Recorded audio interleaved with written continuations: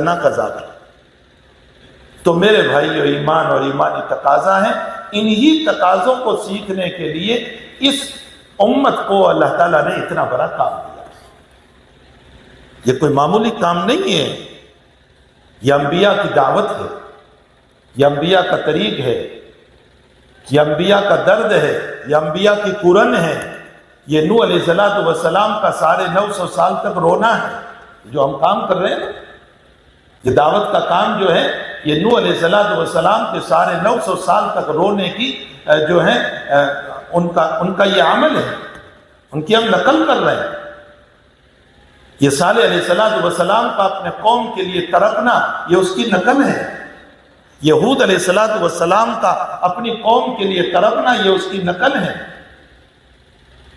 یہ حضرت لوط علیہ السلام کا اپنی قوم کے لیے تڑپنا، یہ اس کی نقل ہے۔ ابراہیم علیہ السلام کا اپنے باپ کے لیے اور اپنی قوم کے لیے تڑپنا، یہ اس کی نقل ہے۔ موسیٰ علیہ السلام کا فرعونیت کے لیے اور فرعون کے لیے اور اپنی قوم بنی اسرائیل کے لیے تڑپنا، یہ اس کی نقل ہے۔ اور اخیر میں جناب نبی کریم صلی اللہ تعالیٰ علیہ وسلم کا مکہ میں تڑپ تڑپ کر کے اللہ سے منوانا اور اس قوم کو اور اس امت کو اللہ کے لیے تیار کرنا، یہ اس کی نقل ہے۔ اور پھر مدینے میں ان تکلیفوں کو جھیلتے جھیلتے دنیا سے رخصت ہو جانا۔ ہمارے بزرگوں نے لکھا ہے کہ معراج میں نبی علیہ السلام جا رہے ہیں تو براق آ گیا ہے نا، براق، اور براق پہ سفر کروایا اور تھوڑے سے لمحات میں پہنچ گئے اللہ کے وہاں۔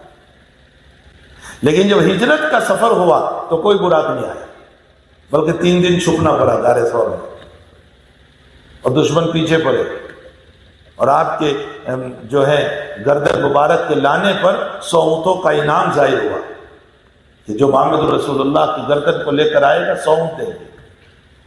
اور ہفتہ 10 دن سفر کرتے کرتے تھکتے تھکتے مدینہ المنورہ پہنچے۔ تو جو اللہ معراج میں بھیج سکتا تھا وہ ہجرت میں کیوں نہیں بھیجا؟ ابھی براق بھیج دیتا۔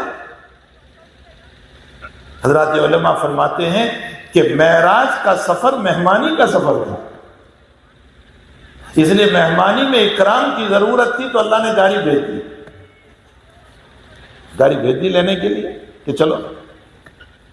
اور ہجرت کا سفر دعوت کا سفر تھا، تو اشارہ فرمائے اس بات کی طرف کہ میرے محبوب دعوت میں تکلیف اٹھانا پڑے گا، اس میں راحت نہیں۔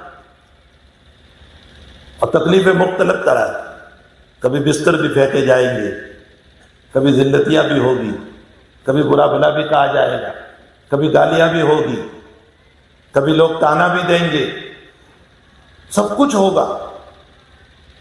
لیکن ان تمام کے ہوتے ہوئے اس دین کو اپنی زندگی کو بنانے کے لیے اور اپنے بھائیوں کی زندگی کو بنانے کے لیے تکلیفوں کو اٹھا کر در در در اور سفر در سفر اور مکان در مکان اور قریہ در قریہ اور شہر در شہر اور ملک در ملک چلو گے تو انشاءاللہ تعالیٰ اللہ تعالیٰ کی رضا نصیب ہو جائے۔ اور اس لیے فرمایا وَمَنْ أَحْسَنُ قَوْلًا مِّمَّنْ دَعَا إِلَى اللَّهِ، اس سے بہتر کوئی نہیں ہو سکتا ہے جو اللہ کے دین کی دعوت دینے والا، لیکن دعوت کے شرائط